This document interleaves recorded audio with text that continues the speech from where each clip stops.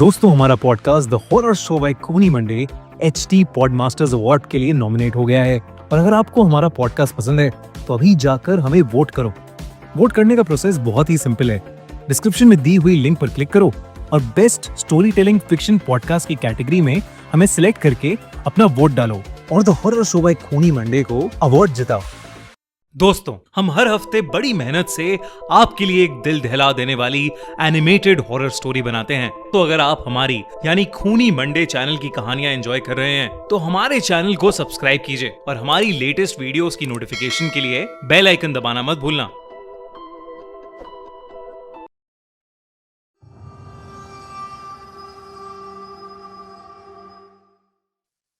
भूतनी अने दीप्ति से बेइंतहा मोहब्बत करता था। वो लोग भुवनेश्वर के एक कॉलेज में पढ़ते थे और ये ट्रिप उनकी कॉलेज में एक साथ आखिरी ट्रिप थी। पर अने के लिए उस ट्रिप के स्पेशल होने का एक और रीजन था। वो दीप्ति को इस ट्रिप पर शादी के लिए प्रपोज करने वाला था। सब प्लान के हिसाब से परफेक्ट था। वो दिन में चिलिका लेक के खूबसूरत नजारे देखेंगे और शाम को लेक के किनारे अने उसको प्रपोज करेगा। अने चाहता था कि वो दोनों उस पल में अकेले हों। शाम को जंगल सफारी के बाद अने ने दीप्ति को बाइक पर बिठाया।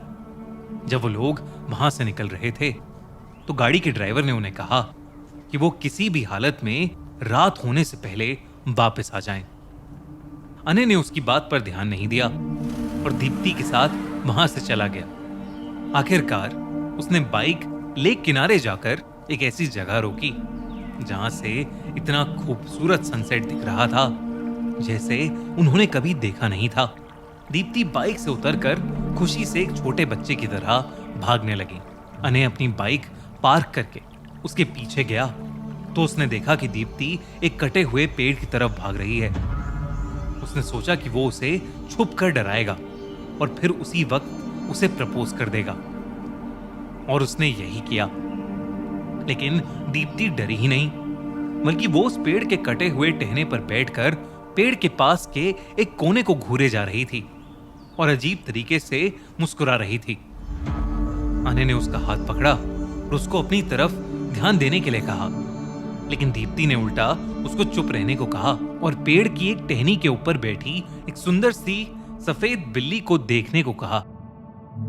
अने को लगा कि दीप्ति कोई मजाक कर रही है, क्योंकि वो पेड़ कटा हुआ था और उसकी कोई टहनी ही नहीं थी।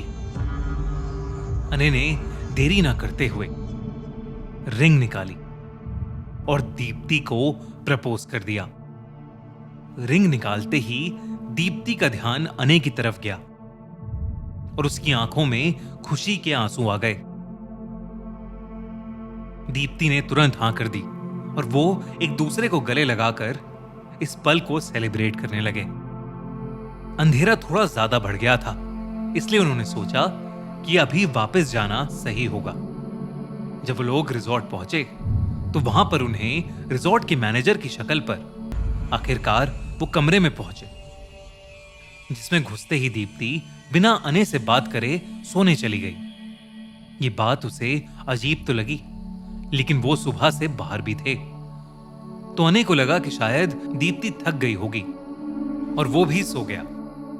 लेकिन उसकी ये नींद कुछ ही देर बाद दीप्ति के रोने की आवाज से खुली। दीप्ति पागलों की तरह बिना रुके रो रही थी और कमरे में एक कोने में देखकर बस यही कह रही थी कि उस पेड़ की भूतनी उसे मार देगी। अने को कुछ समझ नहीं आ रहा था।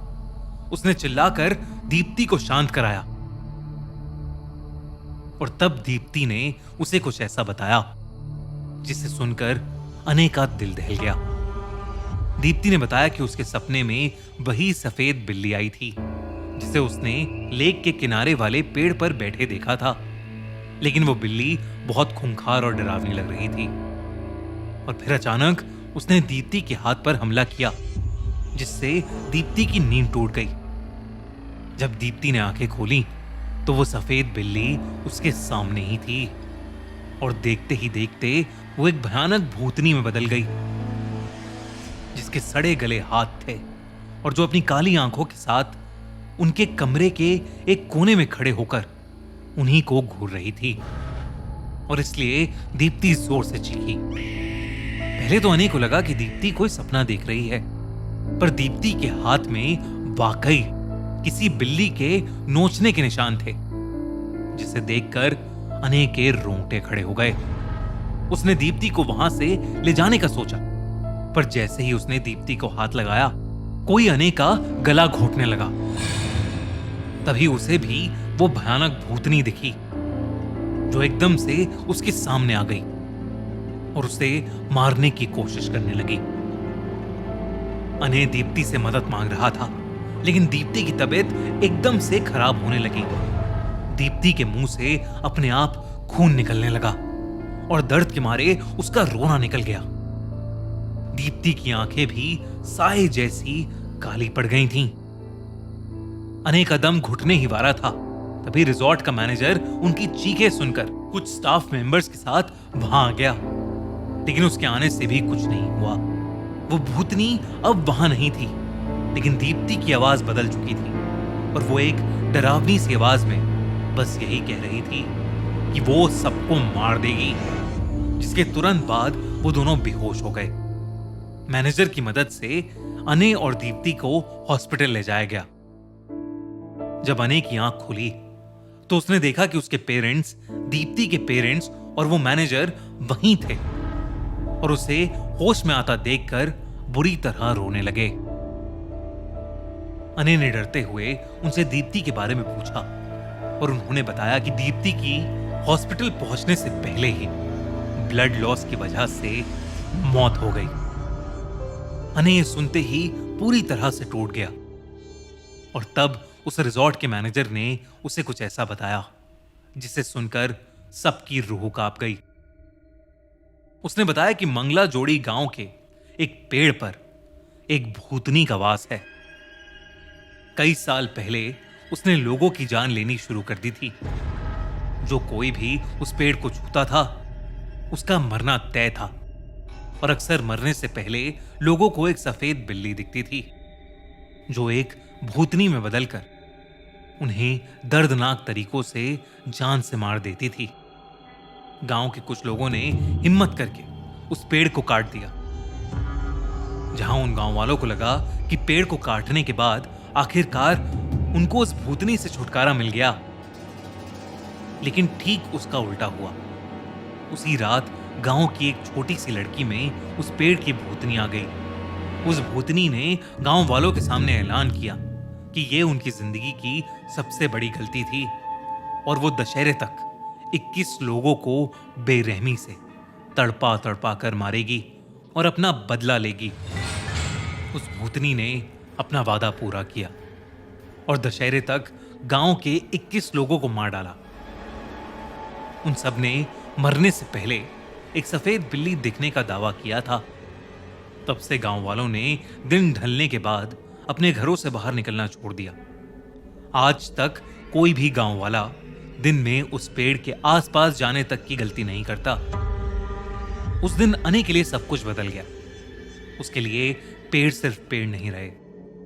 जब भी वो किसी बड़े पेड़ के पास से गुजरता, उसे एक परछाई नजर आती और हर रात उसके सपने में वो भूतनी एक सफेद बिल्ली के रूप में आती, जो धीरे धीरे उसके करीब आकर मुस्कुराती और उसका गला घोंटकर उसकी जान लेने की कोशिश करती। अने ने अपने घर से बाहर निकलना ही बंद कर दिया। कुछ महीनों बाद एक रात उसके पेरेंट्स की नींद अने के चिल्लाने से खुली। वो किसी से पेड़ के पास आने के लिए माफी मांग रहा था।